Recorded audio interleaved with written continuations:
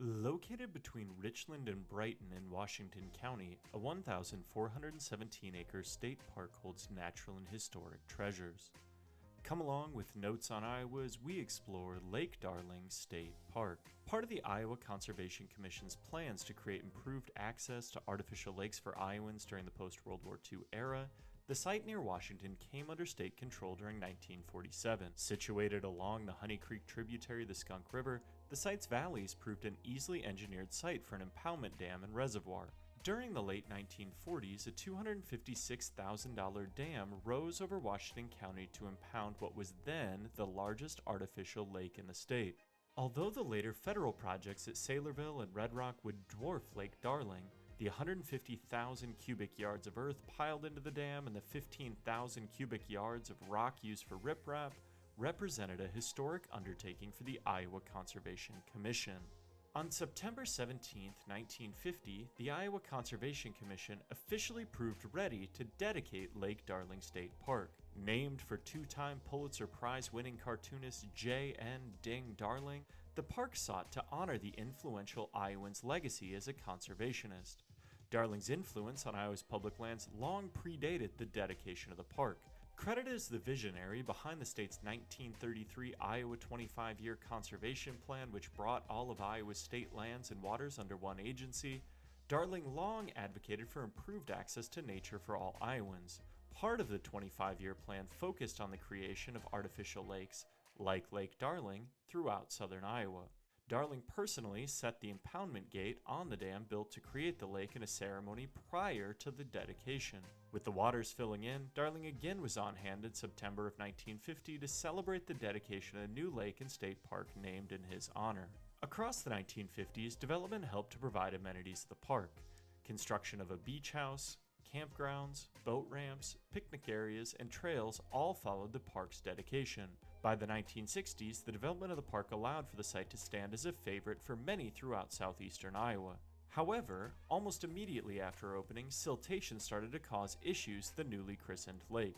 By 1954, so much silt stacked up in the northern end of the lake, the boat dock in the area stopped providing functional access. Without the boat ramp, the park's original campground, also located at the northern end of the lake, had to move to the southern end site familiar to visitors today.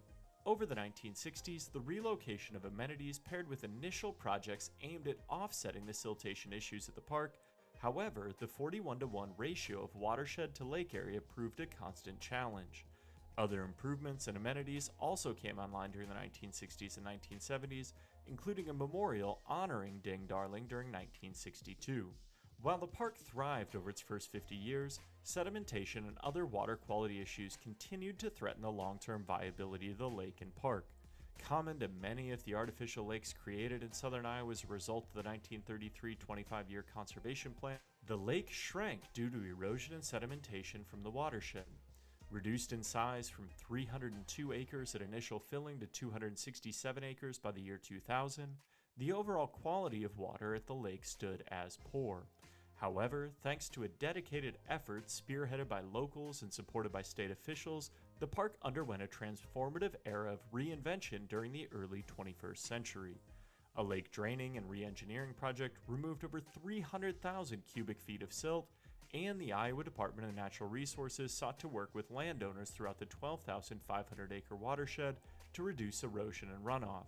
The Friends of Lake Darling Group, as well as the Isaac Walton League and the Washington Riverboat Foundation, headed an effort bringing together various stakeholders throughout the area to raise funds and work together for the betterment of the lake and surrounding park.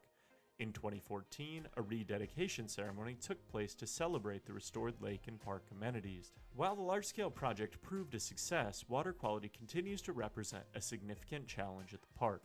Today, Lake Darling State Park offers visitors a variety of opportunities to enjoy the outdoors in southeastern Iowa.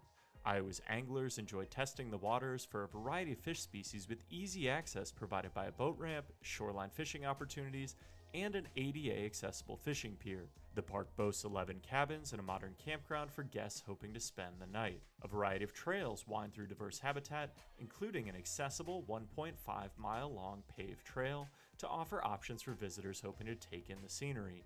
A recently renovated day-use lodge pairs with 2 shelters to provide options for those hoping to host an event or gathering at the park. Next time you find yourself looking to get out and enjoy Iowa's public lands, consider a stop at Lake Darling State Park.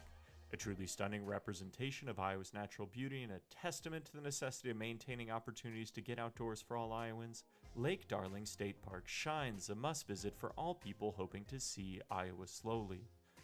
Thanks for coming along with Notes on Iowa to explore Lake Darling State Park. Make sure to subscribe to the Notes on Iowa website, subscribe on YouTube, follow on social media, and tune in each Sunday to explore the history of Iowa State parks, preserves, and other public lands. I hope I'll see you out there. There's a lot of good history about Iowa a lot of people don't even know about.